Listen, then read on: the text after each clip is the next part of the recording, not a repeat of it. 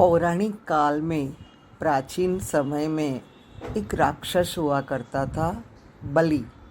बलि जो था वो बड़ा ही पराक्रमी था और दानी भी था। उसने अपने पराक्रम से पूरी धरती पर काबू कर लिया था।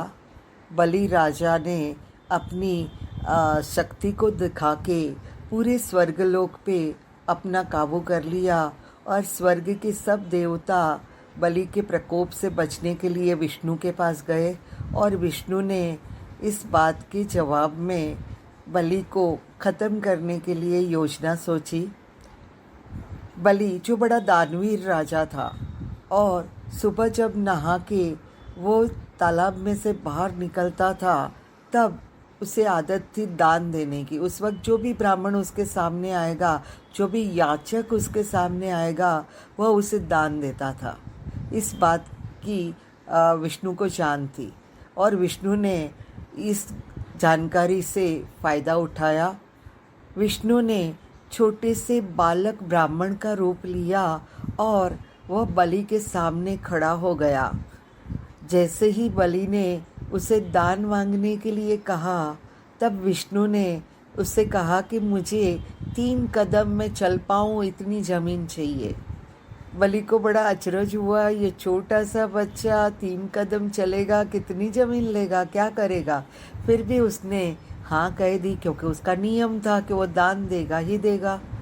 तब जैसे ही बलि ने हाँ कही, विष्णु ने अपना विराट स्वरूप प्रकट किया और उसने पहले कदम पे पूरी धरती पे उसका पहला कदम फैल गया।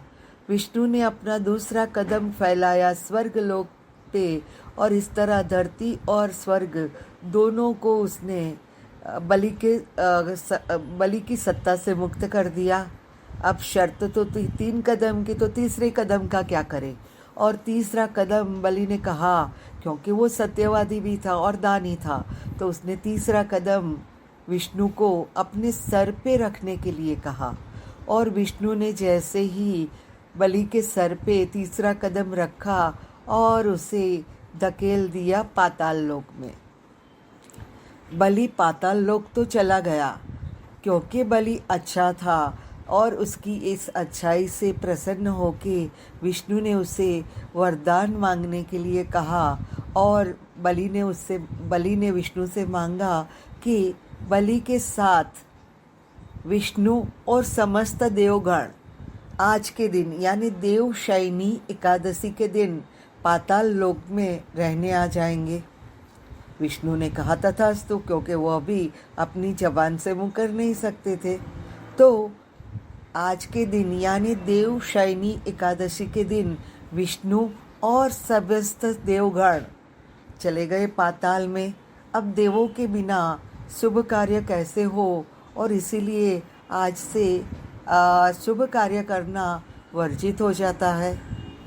आपको पता है कि देवों में लक्ष्मी और विष्णु ये आदर्श जोड़ी है। तो लक्ष्मी को पता चला इस बात का और लक्ष्मी ने इस समस्या का उपाय ढूंढ लिया। लक्ष्मी ने पाताल लोक में जाके बलि को अपना भाई बना दिया और बलि से वरदान में मांगा कि विष्णु को और समस्त देवगण को वापस स्वर्गलोक में जाने की अनुमति मिल जाए। ये जो घटना थी ये हुई कार्तिकी एकादशी के दिन, जहाँ पे हम कहते हैं देवों का जागृत होने वाली एकादशी, यानी गुजराती में कहते हैं देव उठी एकादशी। और कार्तिकी एकादशी के बाद शुभ कार्य करना शुरू हो जाता है। तो इस तरह इस पौराणिक कथा में हमें कुछ नई मज़ेदार जानकारी मिल सकती है। Thank you.